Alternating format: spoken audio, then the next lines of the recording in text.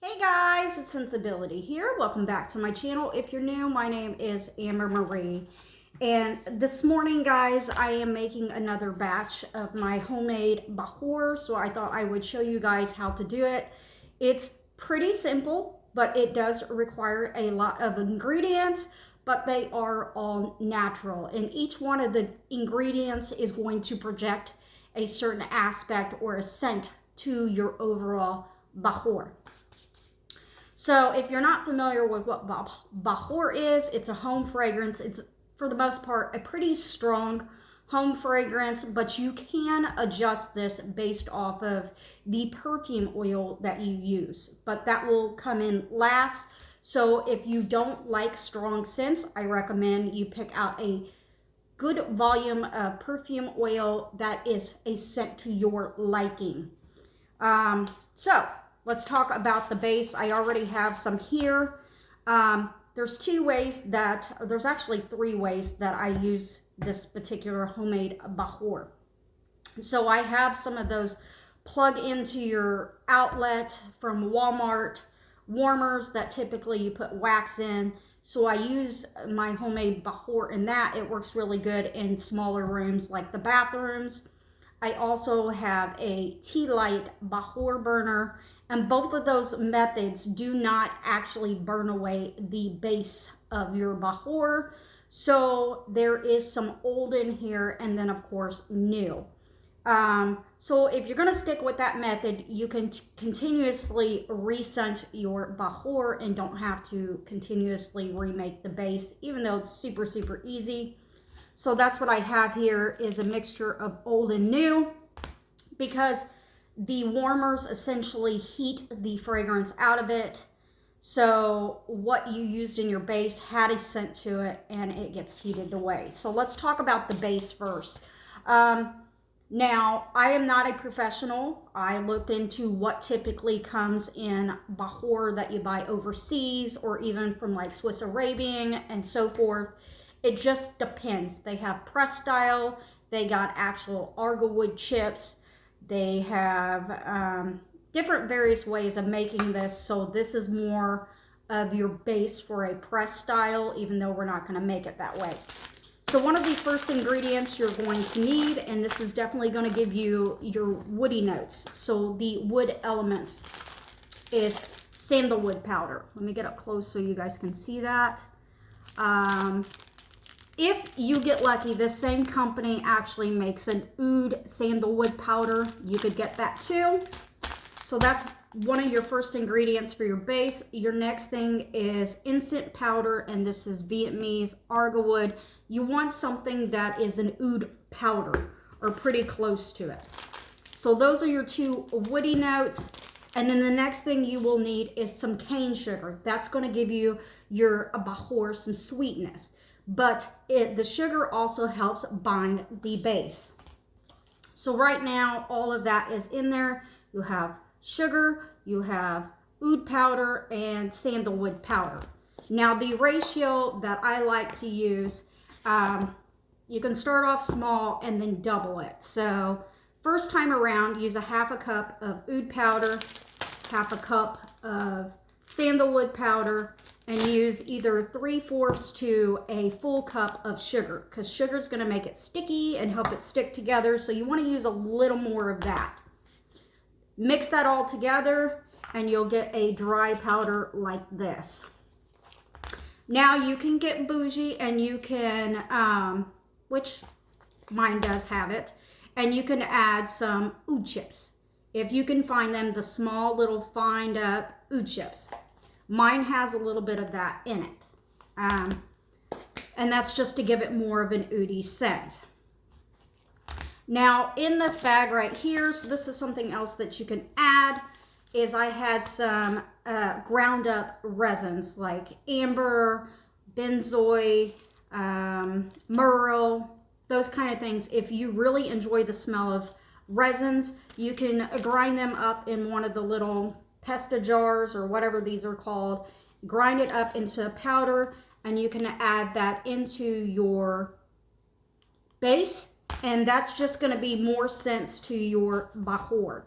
Now I have this out because if you look, I have like some little chunks in there, so I'm just kind of pressing them down, breaking them up. So this has a mixture, a small amount. I think maybe I had about that much going over in the bag. You don't need a super amount, but you want to make sure you're mixing it all together really, really good. So now we have our base, and our bases have natural scents to them. So now I have some other things that I like to add to it. So, and this is all optional, but I like to add it. So this is Amber Musk Jamid, I believe. These aren't very expensive. These are like perfume bars that you can rub all over your body. Again, it has a scent in it. You would grind this up in the little pesto thing, which I will be doing in a little bit.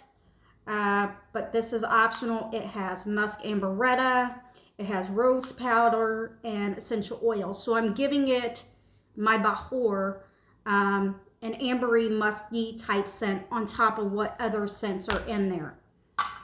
The next part and the final part, so you do need some rose water. You should be able to find this anywhere. Just get a natural rose water. And then you want to get concentrated perfume oil. You can use the Swiss Arabian concentrated ones. I have a previous video on the ones that I bought, but this one's Jawhara, and this is E, so it's 100 mLs, and I'm going to use exactly all of that. So you can imagine how strong this is going to be. It's going to be pretty strong between the oud, the sandalwood, the resins, the rose water that gives it a little bit of a rosy scent. Then you have the amber musk here, the scents from the resin, and then of course we're going to top it off with this one is a light to moderate scent, so that is why I'm adding in all the extra stuff. So you have free range to kind of add, but you want to stick to natural things. These are things that are going to warm in your home. If you put it on a charcoal burner, you don't want to put things in there that aren't safe, you know, like chemicals and things like that. So we want to try and stay away from that. So I'm going to go ahead and grind this up, and I will be back. Okay guys, so this is what the cube looks like all broken up. This is a piece of it. Hopefully you guys can see that. So I'm going to go ahead and put it in the jar, or in the bowl. And I've grounded it up. It took a few minutes to do it because it is a bar. You want to kind of break the bar in half. Now it will get stuck in there like that, so what I recommend is get some of your Oud Powder mixture in there. Get your little spoon, because that is all fragranted, and we want every bit of that in our Bakhoor. So we're just kind of already mixing what's left over in there that's stuck in there out. Dump it in there, and you will see it comes out pretty good. That's why you use that base, because it helps everything stick to it. So we're going to put that back in there. Here is, you can see where the bar was broken up. I'm going to go ahead and mix it all up. Make sure it's thoroughly dispersed throughout this. So we've got our fragrance. The last thing we need to add in here is some rose water and the perfume oil. And that is going to require putting on some plastic gloves, guys. So I will be back. Okay, guys, so I've got my gloves on, because the next step is, sorry, I got to get my hair back behind me, is going to require gloves, because you're going to be working with very concentrated perfume oil. So before we even start on that, I'm going to show you guys how my dish is set up, because these are going to have to be stored and allowed to cure. So I've lined my Pyrex glass oven thing. It's a casserole dish, but mine comes with a lid, so You're going to line it with plastic first so that way the perfume oil does not bleed down into the glass and you just don't have any flavors later. But even then, you're still going to put on top of it some parchment paper. So our end product is going to sit like this. We're just going to try and line it as much as possible. So that is what you need to have set up at this point. Now that I've got my gloves on, I'm going to go in and just manually mix it all together, because you're about to get real messy with it at this point. So now I'm just going to make sure everything is thoroughly mixed. So it's evenly mixed. Run it through your hands like this. Make sure there's no chunks. There could be chunks in there. It's not going to hurt anything, but we're going to make these into little balls. And you can kind of already see, like when I press it real hard, it does kind of already stick. So it is somewhat sticky, but it's not ready to go just yet. So, woo, let me wipe my hands off. Okay, so with the rose water, we're not going to add a bunch. You don't need a bunch. It's just a little bit. So maybe not even a half of a cup. Okay. I would say you're just trying to get the product wet. At this point, after you add your rose water, you need to go ahead and have your perfume oil open. Ooh, this one's hard to get, because from here your hands are going to be super, super oily and fragrant. Sorry guys, I'm trying to get this off this cap. Okay, there we go. Okay, so I have my oil here. I've already dumped my rose water in there. Can you see it moving around? So I'm just gonna mix it. And it's getting a little doughy, just a little. I'll show you in just a second what it's looking like. And it's essentially, it's wetting that sugar.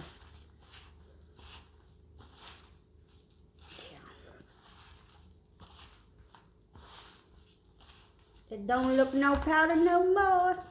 Okay, so this is what it's looking like now. It's starting to stick a little bit better, but not quite.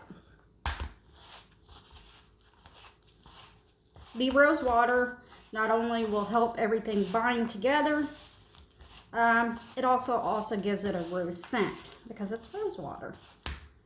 Okay, so now that we've got that in there, and it's pretty well blended, you can see how dark it is now.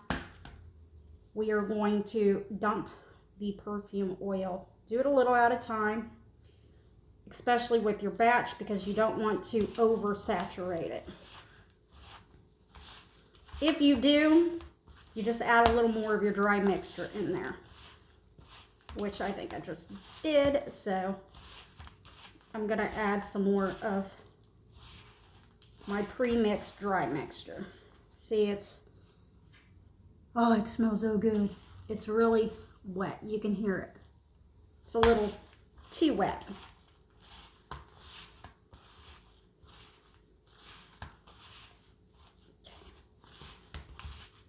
And we want to get this at the right consistency so that way it makes these little balls really good. And I'm sorry if it's getting smoky in here because I have Bakhoor going. Okay, so we added a little more of the pre-mixture there. Okay, here we go. Mix it up in there really good. Kind of like you're making bread. That's the best way to put it. And you're going to make kind of like little dough balls. But these are Bakhoor dough balls. That's kind of the consistency you want to get. And we may just be there.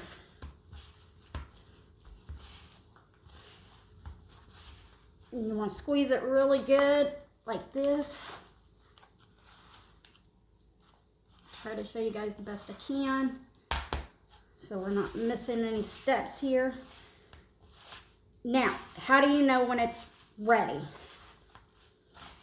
Like when you have the right consistency. So we're gonna split this in half, press it together really good.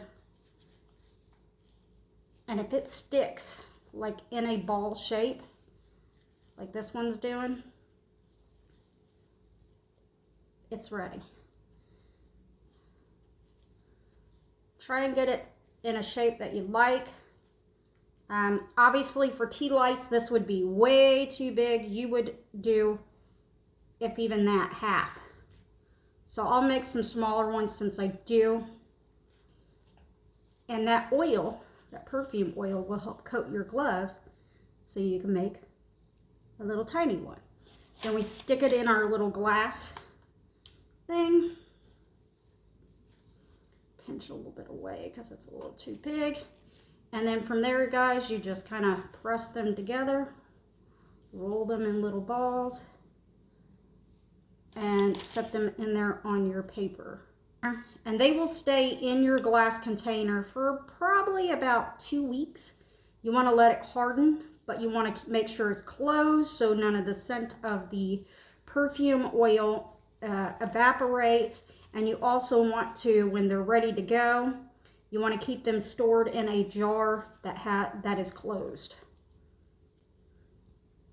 And they should be able to stack on top of each other once they are ready to go. Okay, here we go. Let's get our last little ball going. She's the baby one. She's tiny.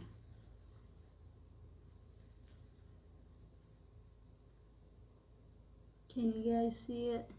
She's so cute. Okay, this is how many the batch made.